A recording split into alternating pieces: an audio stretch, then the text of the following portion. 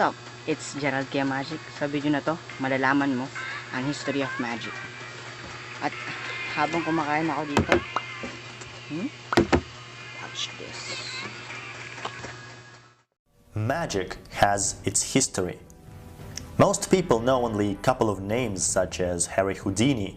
Magicians may know some more, but normally we do not look at magic as a performing art with a long and unique history. My name is Alex Romanov. I am a magician and an art historian.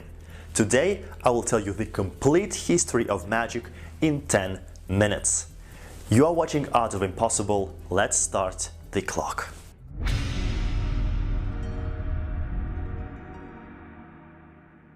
The classic story that you will find in most books on the history of magic is that the first magic tricks were performed in ancient Egypt. This story comes from the Westcar Papyrus, an ancient document that was written in 1700 BC and that described events from earlier times. It tells about Jedi, a magician who was 110 years old and who appeared before the pharaoh of Egypt and did some amazing things. He took a goose, severed its head, and then made the body of the goose walk towards its head and reconnect with it. Nice story, sounds indeed like a clever magic trick, but there is no historical evidence of the existence of Jedi. We know that the decapitation illusion was very popular later, but we do not have any real facts about magicians performing tricks in ancient Egypt. We have more descriptions of magic performances from later times. A 3rd century Greek writer Alciphron told about a performer who did a trick with 3 cups and 3 pebbles, and made pebbles disappear and reappear under the cups. Of course, it sounds like it was a trick that we now know as the cups and balls. So we can be sure that in the first centuries, magic entertainment already existed. Fast forward to the Middle Ages. We know that people were persecuted as witches at this time, and one can assume that it could be difficult to be a magician. In 1584, Reginald Scot published a book, The Discovery of Witchcraft. Scot was skeptical about witchcraft and he wrote this book to debunk it. He wanted to show that witches did not have any real magical powers. To prove it, he wanted to show that one could simply imitate the supernatural phenomena. So he explained some magic tricks, like how to make a coin disappear using sleight of hand and without signing contracts with the devil. It is important to say that even though people believed in witchcraft, they could distinguish between witches and magicians who were just entertainers. If you were a magician in the Middle Ages and you openly admitted that you were performing a trick, no one would burn you. So if you performed a trick with cups and balls in the street like this guy on the famous painting of Bosch, most probably the worst thing that would happen to you would be that you just wouldn't get paid. Many magicians of the time were street entertainers, and the trick with cups and balls was indeed very popular. It was not this cool, dynamo, David Blaine kind of street magic, it was hard work for little money. But there were magicians who managed to prosper. For example, Isaac Fawkes earned a fortune by performing in his booth at fairs and markets where he demonstrated his sleight of hand skills. The 17th century magician William Vincent performed for James, the King of England, and his stage name was remembered forever, and you know it as well. Hocus Pocus. 18th century. Time of change. René Descartes says, "I think, therefore I am," and so begins the period of enlightenment, the time of reason and knowledge.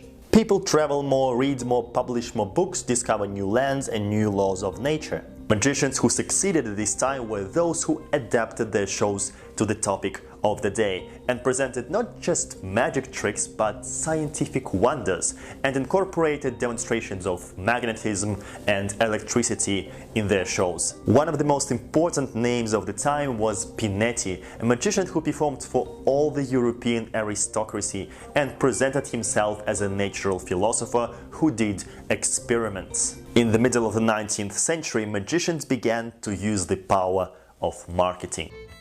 John Henry Anderson, aka the Wizard of the North, as he called himself, because he was from Scotland and it is in the north, became a superstar of his time. He created incredible advertising campaigns in every city, performed, as he said, for every royal family in Europe, including the Tsar of Russia. He even printed his own newspaper and built his own theater. One can only imagine what he could achieve if he had access to YouTube and Instagram. The 19th century gave us a name that most magicians in the world have heard. A French performer who is known as the father of modern magic. Please give a big round of applause for Jean Robert Houdin. He was a watchmaker, an inventor and a skillful magician. He performed his delightful wonders in a small theater in the center of Paris. Why is he the father of modern magic? Well, the standard story goes like this. Before Robert Houdin, magicians were street performers. They were old-fashioned, wore weird black robes and hats with stars, and used strange-looking props. After Robert Houdin, magicians started to wear elegant evening suits, became classy, started to perform magic with everyday objects, and doing shows for a sophisticated audience in a beautiful theater. This story is a big exaggeration, and it was created by Robert Houdin himself. He wrote memoirs in which he made his life, career and achievements look revolutionary and amazing. And his memoirs became very popular. This is how his legend was born. However, we have to admit that Robert Houdin was a great magician and was indeed praised for his elegance and charming performing style. An important part of his show was presenting his clever mechanical inventions, such as the growing orange tree, a trick that was reproduced by many magicians since then, and also by Edward Norton in the movie Illusionist, where they recreated it with 3D effects. It is also true that in the 19th century a magician was no longer a street performer. He was a modern gentleman, or she was an elegant lady performing in a theater or in a music hall. It was finally cool to be a magician. The golden age of magic begins. Economy grows, the middle class starts to appear, people now have free leisure time and some extra money so they can afford to go to a theater to be entertained. Show business starts to grow and magic becomes as popular as never before. New stars of magic keep appearing and creating amazing illusions that also influence the development of culture and arts. In 1862, John Henry Pepper presented what we now call the Pepper's Ghost, a technology that could make ghostly figures appear on a theater stage. Fun fact, in 2012 at the Coachella Music Festival, they used a similar principle to make Tupac Shakur appear on stage with Snoop Dogg. Alright, back to magic. In 1886, magician Boîtier de Colta made a woman disappear on stage, and this illusion became known as the Vanishing Lady. It became one of the most copied illusions of the 19th century. The problem of copying and imitation in magic remains important until nowadays, but on the other hand, it motivated de Colta and other creators to invent new secrets and methods. Georges Méliès, a French magician, got his hands on a cinema projector and explored the idea of a jump cut, and started creating his short magical films, the first films with special effects. Magic became a booming industry, and in 1911 two British magicians, David Devant and Neville Maskelyne, published a book, Our Magic, in which they proclaimed that magic was not circus, not entertainment, not show business. Magic was a fine art, just like painting or sculpture. Moving on, September 1912, Berlin, Germany. Eric Weiss performs a stunning illusion, Chinese water torture cell. You probably know him as Harry Houdini. He created his stage name Houdini from Robert Houdin because he was his big fan. Well, at first he was, and then he actually hated him, but that's a different story. Houdini tried different types of magic, but he achieved his true fame as an escape artist. His act was a combination of skill, showmanship and trickery, and it was a sensation in America and in Europe. December 1920, Mr. Selbit performs his Sewing Woman in Half, one of the most iconic illusions ever created. Magic is still popular and magicians still create colorful stage shows, but the time of vaudeville is close to its end. New types of magic began to develop.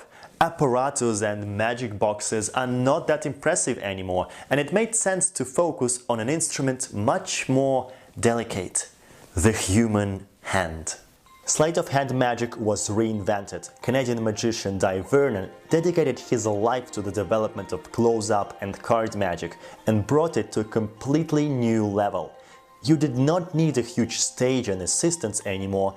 Everything you needed was a deck of cards and you could create miracles and entertain your audience for hours. In 1984, big illusions became cool again. David Copperfield made the Statue of Liberty disappear and then produced even more stunning, large-scale illusions and became a household name all over the world. We live in a modern world, we explore space, we have gadgets and artificial intelligence, and yet magicians keep finding new ways to astonish us, to show us something that will leave us speechless.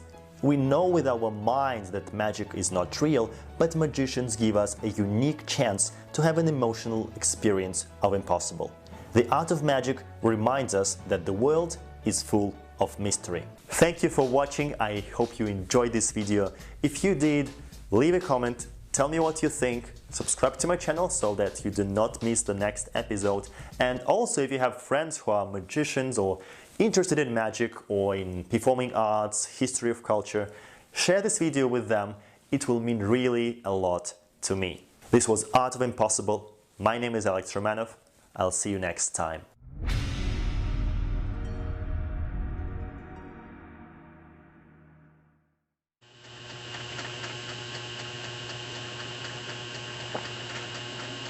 Uy, andyan na pala kayo. Okay, sige. Yan, kita nyo nga, uminom na ako. Katapos ko nang kumain. So, kumusta? May natutunan ba kayo? Kung meron, please hit that like button. At thank you sa Art of Impossible sa pagtuturo sa inyo. Now, kung may natutunan kayo, please, gamitin nyo yung sa lahat ng mga gagawin sa magic. Gawing inspirasyon yung mga naunang magician at mga great magician sa atin. Okay? Gerald out. Teka, bago lahat. Na-like nyo na ba yan? Like nyo na please. Like nyo na. Sige, okay, bye.